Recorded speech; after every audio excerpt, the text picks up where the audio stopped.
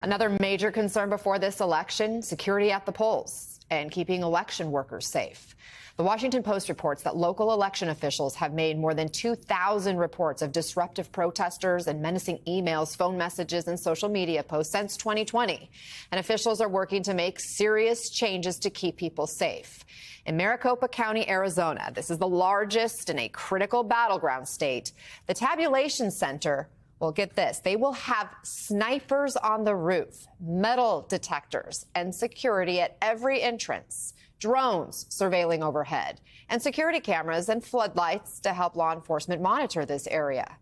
Former sheriff of Larimer County, Colorado, Justin Smith, is joining us now. He now works with the group, the Committee for Safe and Secure Elections, and has been training law enforcement and election workers across the country to prepare for Election Day.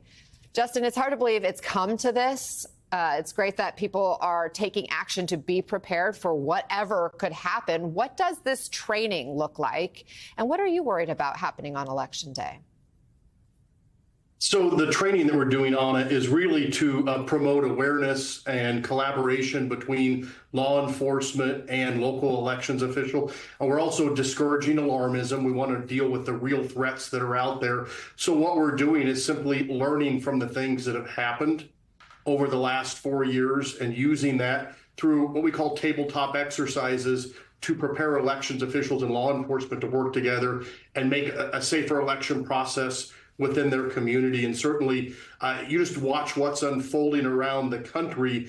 What started, some time back with threats to election workers and harassment, to you were talking generative AI is out there these days. There's swatting on election officials. We've even seen, FBI recently charged on a terrorism plot that was planned to be an election location. So we have to run the gamut. We want to make reality there and promote preparedness, but not promote alarmism. We want to discourage that. That makes sense. According to the New York Times, 1/3 of state and local election officials have resigned since 2020. A whole third. And we've heard people talk about how they can't take the threats and just the stress of it anymore. Have any of the people you've been working with gotten threats related to the election?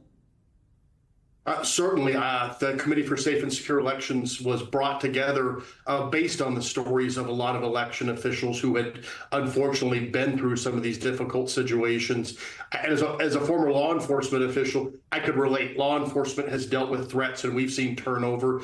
And that's part of the message we carry to law enforcement. Our brethren, our sisters in the election arena are facing similar challenges that we've had. It makes it easier for law enforcement to understand what that is and what we can do to stand there and let them know we have their back. We're going to stand with them, protect them, and help them protect the election process and the integrity of our elections in the United States. We mentioned some of the security measures at big polling sites, snipers, metal detectors, drones. This seems like something you would see for a major celebrity or a presidential visit. Is that necessary?